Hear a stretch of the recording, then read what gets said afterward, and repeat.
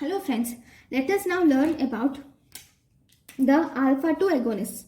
These alpha 2 agonists actually activate the alpha 2 receptors, and alpha 2 receptor is actually present in the presynaptic neuron, and this, once it gets activated, it will inhibit the release of noradrenaline. Look, this is the presynaptic neuron, right? Noradrenaline is formed from tyrosine through multiple steps, and it undergoes exocytosis. Okay, after this exocytosis, this norepinephrine normally acts on postsynaptic neuron receptors, but there is one more receptor in the presynaptic neuron, which is alpha 2. So this norepinephrine also acts on this alpha 2 receptor. Once this norepinephrine acts on this alpha 2 receptor, this will lead to activation of alpha 2 receptor, which will inhibit the release of noradrenaline, and thus it has sympatholytic response. It is stopping the sympathetic activity. So it has sympatholytic response. So what are the uses of this clonidine? This clonidine is used in the treatment of mild to moderate hypertension. Okay, it is used in opioid or alcohol withdrawal. In either opioid or alcohol withdrawal, it is used. It is also used in smoking cessation, Tourette syndrome. It is used as drug of choice in diarrhea due to diabetic and autonomic neuropathy. It is used as drug of choice for diarrhea due to diabetic or autonomic neuropathy. It is used as post-menopausal hot flushes, and also as prophylaxis of migraine. It is used as post-operative menopausal hot flushes, and it is also used in prophylaxis of migraine. So these are the different uses of clonidine. What are the side effects? The side effects of clonidine include, this will inhibits the sympathetic response, right? So it causes dry mouth, okay, and normally it has sympatholytic response. So once it is stopped, it can cause rebound hypertension.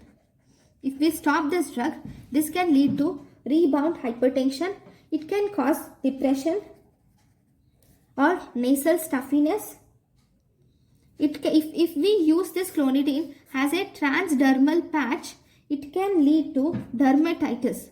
If this is used as transdermal patch, it can cause dermatitis, and it also causes sodium and water retention. Okay, so these are the different side effects of clonidine. The next drug is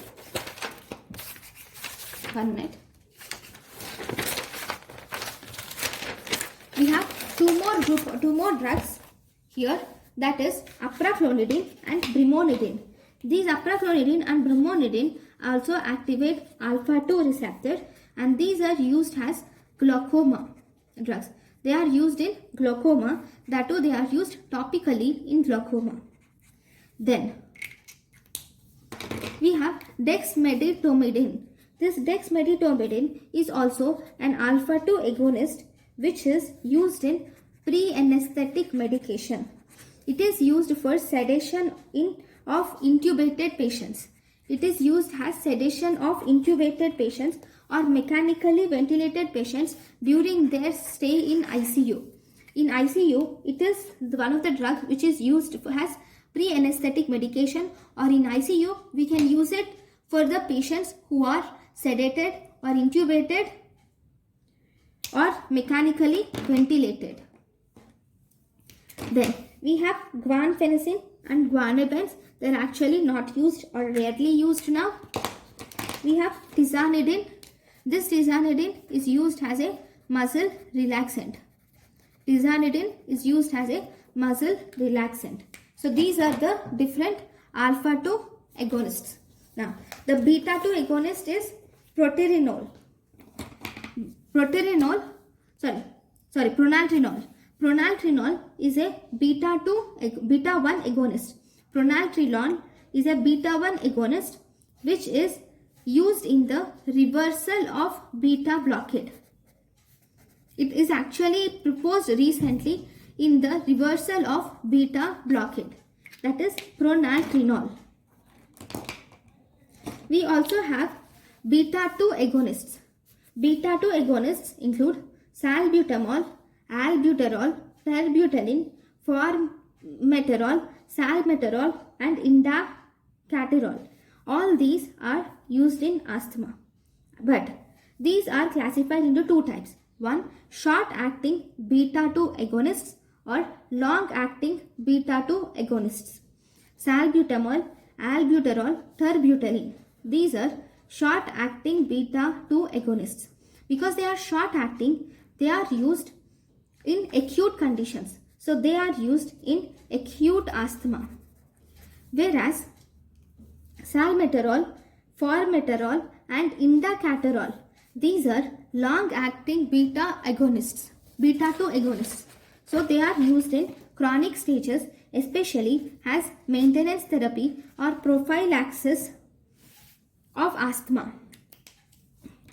Then among all these, if you see, salmeterol has onset of action of more than 30 minutes, whereas formoterol and indacaterol have onset of action of 15 minutes.